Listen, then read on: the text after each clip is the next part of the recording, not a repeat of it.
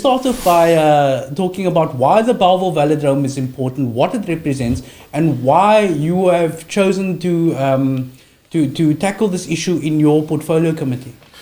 Yeah, Roscoe, I think the Bellville Velodrome has been a struggle that has been going on for some time. It's not something recent. I just want to rectify you on that. The reason why I took this struggle on, it's part of my portfolio, part of my oversight, and then also it's also part of a bigger social movement where sport is a vehicle for social justice and social change. And that can only happen if there are facilities for our children, for our athletes, and there's access to facilities. So it translates to social justice, how you're going to change the society. And we have an asset in the velodrome, which is there, a world-class asset. And now we're hearing that the city wants to dispose of this asset. So obviously, the first thing that I ask myself, in whose best interest is this?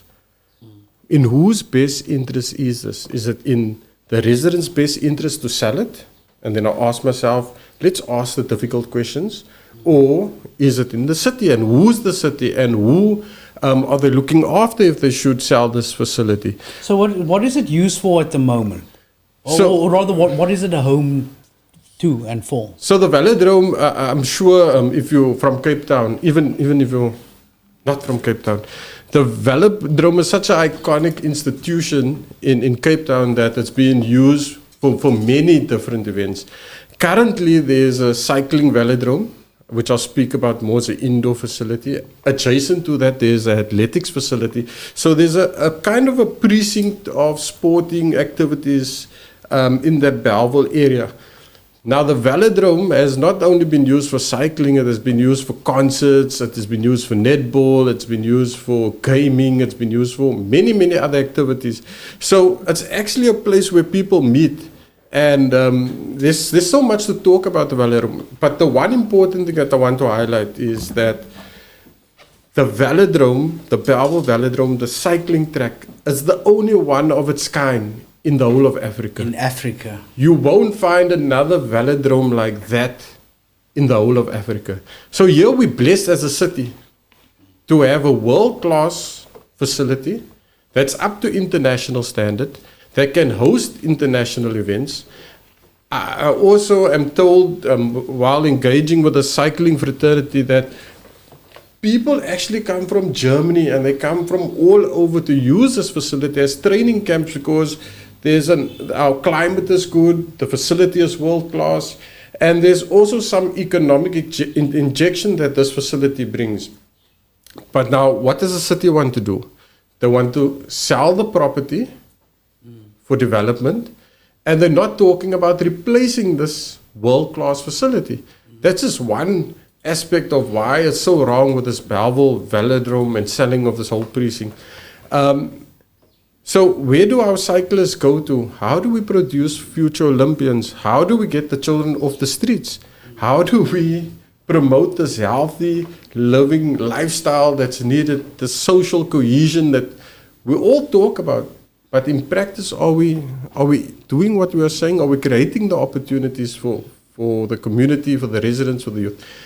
There was an event that was supposed, an athletics event that had to be cancelled the other day.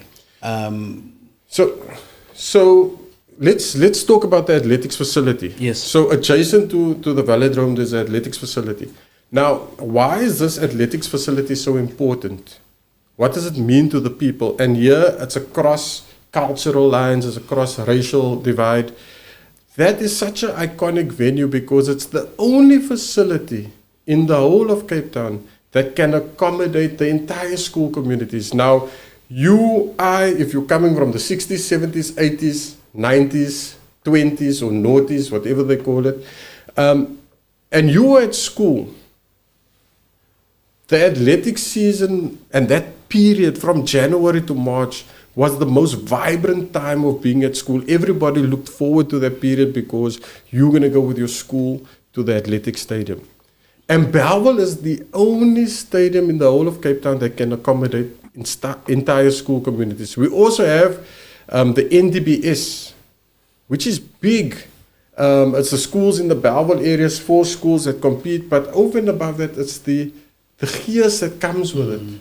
Greenpoint Stadium, although being world-class, certified by World Athletics, or as I see in the statement, IAAF approved, yes, it's nice to have that facility, but does it speak to the masses, the people that actually need to use the facility? It doesn't. It actually limits them, and there's no access to it. Another thing about this so-called world-class stadium at Greenpoint, from my experience, and I've been involved in athletics actively, both at the federation and at schools, the facility is there, but access to the facility is always a problem. I tell you why. If the DHL Stormers play in that precinct, then they shut down all auxiliary facilities in the stadium, because that DHL stadium, because of disaster management and all risk factors, they say that you can only have one event. So that means the athletics community is sidelined. So they can't. And we now know how often the Stormers play in Cape Town. So athletics, you can't, the other events supersede. The same with soccer. Don't talk about the Cape Town cycle tour. Comes to town, there's a pre-build-up, and then there's a breakdown, and that's normally like a month, and where they actually, store the cycling bikes and that in the stadium, the athletic stadium, and the athletes and the athletics community cannot use that facility.